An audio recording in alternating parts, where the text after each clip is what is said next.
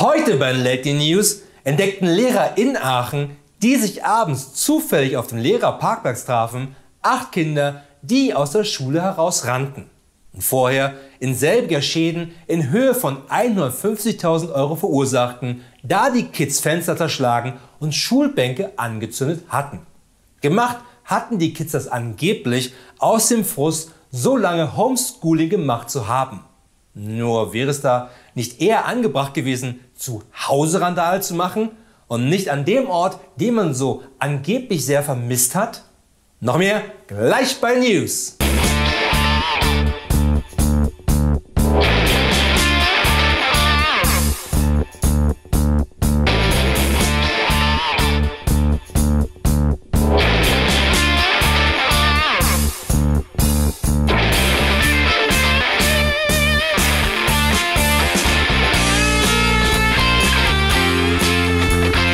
Hier ist Berlin mit den aktuellen Late News aus dieser und der nächsten Welt.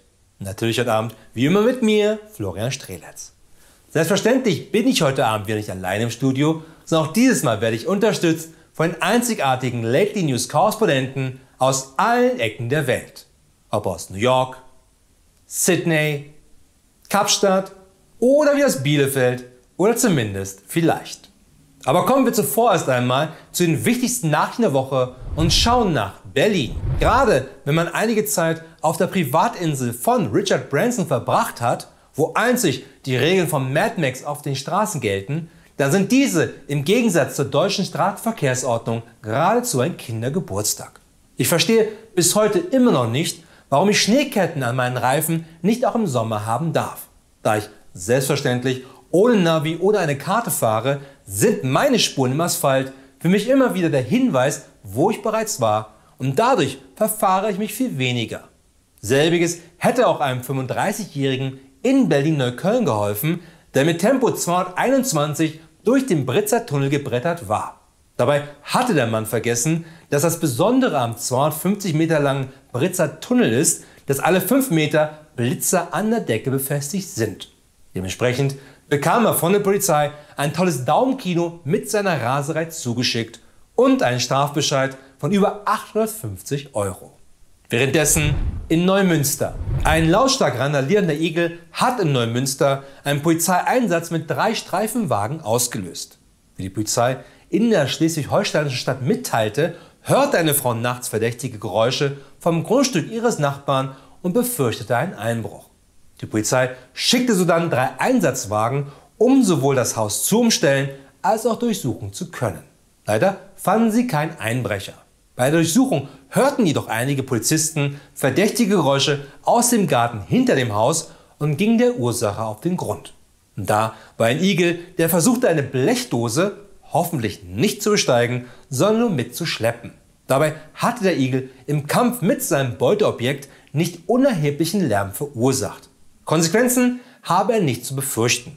Die Beamten beließen es aufgrund von Geringfügigkeit bei einer Ermahnung.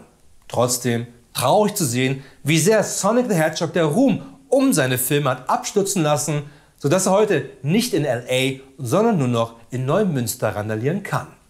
Derweil in Carlow. Im irischen Carlow haben 2 Männer eine Leiche in eine Postfiliale getragen, mit dem Ziel, die Rente des Verstorbenen ausgezahlt zu bekommen.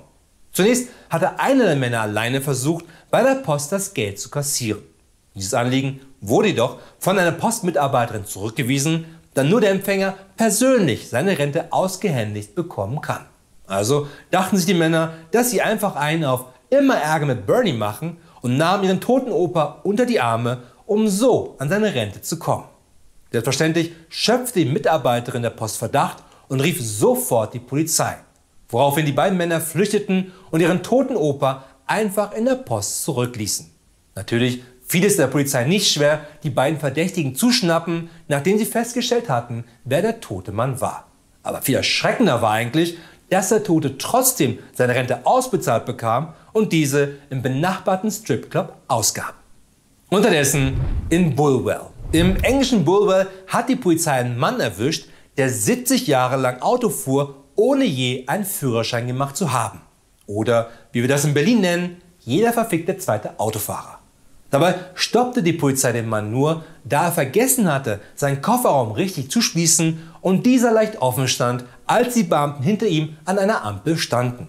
Als sie ihn dann anhielten, war der Mann sofort geständig und meinte, dass er bereits Auto fahren würde, seitdem er 12 Jahre alt sei, ohne je einen Führerschein gemacht zu haben. Und dass er seitdem sein ganzes Leben lang nicht ein einziges Mal von der Polizei angehalten worden wäre und noch nie einen Unfall gebaut hatte. Aber sein schlechtes Gewissen machte ihm seit 50 Jahren so viel Stress, dass er nun froh war, endlich erwischt worden zu sein. Das Gefühl kenne ich natürlich nicht. Aber schalten wir jetzt noch einmal schnell zum Wetter und unserem Wetterkorrespondenten Froschi Filter der Upload mit der aktuellen Wettervorhersage für die nächsten 3 Tage.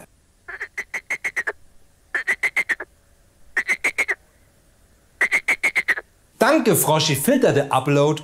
Und immerhin bedeutet diese Wettervorhersage, dass sich in den nächsten Tagen der Upload-Filter zum ersten Mal jährt. Oder auch nicht, weil der Upload-Filter sehr eigen ist und alles über sein Alter herausfiltert. Oder jede Kritik an Facebook, Twitter oder Google. Wobei es gegenüber Google selbstverständlich keine Kritik gibt. Ansonsten kommt die Google-Polizei und holt einen ab. Aber nur, um einen mit freundlichem Auspeitschen wieder auf Linie zu bringen. Google ist halt Southern Green.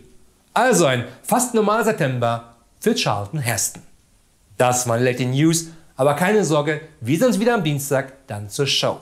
Und nicht vergessen, alles andere da draußen sind nur Fake News.